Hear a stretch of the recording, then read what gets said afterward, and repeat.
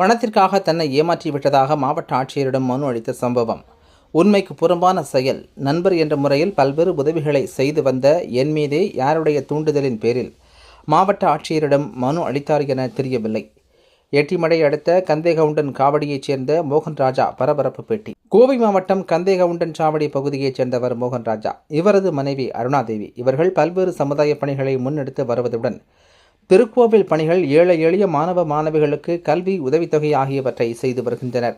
இவரது நற்பெயருக்கு களங்கம் ஏற்படுத்த வேண்டும் என்ற ஒரே நோக்கத்தில் கந்தேகவுண்டன் சாவடியைச் சேர்ந்த கோகுல் பிரதாப், அவரது மனைவி பொன்மதி, அவரது நண்பர் ரவிக்குமார் ஆகியோர் கடந்த 2 தினங்களுக்கு முன்னர் மாவட்ட ஆட்சியர் அலுவலகத்தில் புகார் மனு அளித்தனர். மேலும் செய்தியாளர்களிடம் உண்மைக்கு புறம்பான தகவல்களையும் தெரிவித்துள்ளனர். இது சம்பந்தமாக செய்தியாளர்களை சந்தித்து பேசிய மோகன்ராஜா கூறுகையில், கோகுல் பிரதாப் என்பவர் எனது மனைவியின் தம்பிதான். அவரது மனைவிதான் பொன்மதி. ரவிக்குமார் என்பவர் எனது நண்பர். இவர் மயிலாடுதுறையில் நடைபெற்ற ஒரு முகாமில் எனக்கு பழக்கமானார். இவர் கோவையில் உள்ள தனியார் கல்லூரியில் ஒப்பந்த பணி செய்ய உள்ளதாகவும் இதற்கான உதவிகளை செய்து கொடுங்கள் என கேட்டுக்கொண்டார். அவருக்கு தேவையான உதவிகளை செய்ததுடன் பொருளாதார ரீதியாகவும் தான் பாதிக்கப்பட்டுள்ளதால் பொருளாதார உதவிகளை கேட்டார். வங்கிக் கடனை வாங்குவதற்காக என்னுடைய சொத்தை வாங்கிக் கொள்வதாகவும் குறிப்பிட்ட காலக்கெடுவுக்கு பின் சொத்தையோ பணத்தையோ திருப்பித் தருவதாகவும் கூறியதால் ரவிக்குமாருக்கு சொத்தை எழுதி கொடுத்தேன். மேலும் அவருக்கு நட்பு ரீதியாக பல தவணைகளில் பணம் தந்து உதவினேன். நான் கொடுத்த சொத்தை வைத்து வங்கியில் கடன் வாங்கினார். ஆனால் எந்த வேலையும் பார்க்காமல், தொழிலை பார்க்காமல் பலத்த நஷ்டமடைந்தார். மேலும் நான் அவர் கேட்டுக்கொண்டபடி அவரது வங்கிக் கடன் 45 லட்சம் ரூபாயை அடைத்தேன். அந்த இடத்தை என்னிடம் திருப்பித் தருவதாக கூறி கூடுதலாக 25 லட்சத்திற்கு மேல் என்னிடம் பெற்றுவிட்டார். ஆனால் இப்போது அந்த இடத்தை அபகரிக்கும் எண்ணத்தில் என்னுடைய மனைவியின் தம்பி கோகுல் பிரதாப்புடன் சேர்ந்து என்னை பற்றி அவதூறு பரப்பி வருகிறார். என்னிடம் அவர் பணம் பெற்றுக் கொண்டதற்கு ஆதரவாக பல்வேறு ஆதாரங்கள் என்னிடம் உள்ளது. மேலும் ரவிக்குமாரை என்னை சுற்றி இப்படி குற்றச்சாட்டு கூறச் சொல்லி கட்டாயப்படுத்தும் என்னுடைய மைத்துனர் மற்றும் சிலரின் விவரங்களும் என்னிடம் உள்ளது. 72 வயதான தந்தையின் சொத்தை முழுமையாக அபகரிக்க வேண்டி அவரை சித்திரவதை செய்து கொண்டிருக்கும் என் மைத்துனர் கோகுல் பிரதாப், அவரது மனைவி பொன்மதி ஆகியோருடன் சேர்ந்து ரவிக்குமார் செய்யும் இந்த செயல் முற்றிலும் உள்நோக்கம் கொண்டது.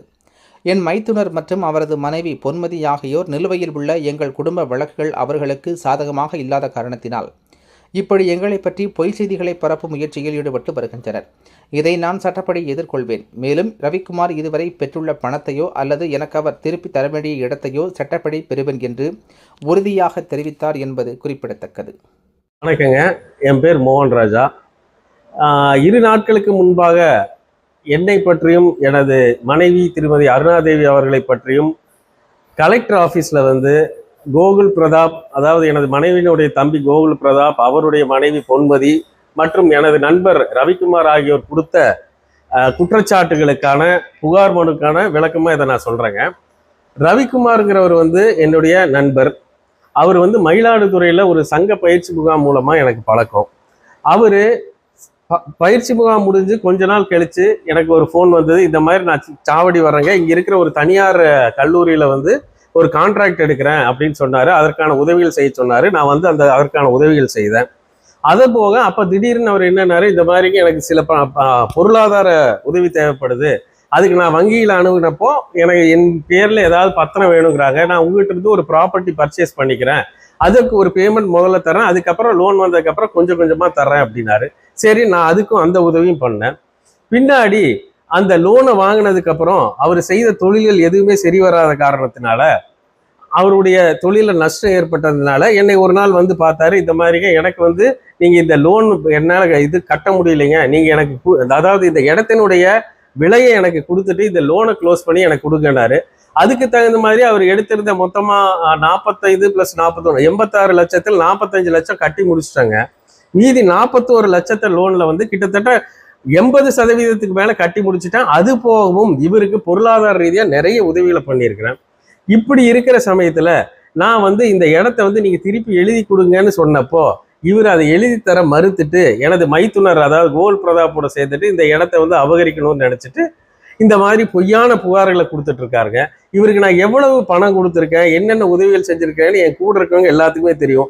இவர் மயிலாடுதுறையிலேருந்து ஏன் இங்கே வந்தாருன்னு மயிலாடுதுறையில் போய் இவரை பற்றி விசாரிச்சு பார்த்தோம்னாலும் தெரியும். யாரோ ஒருத்தருடைய தவறான வழிகாட்டுதல்னால இவர் இந்த மாதிரி பண்ணிட்டு இருக்காருங்க.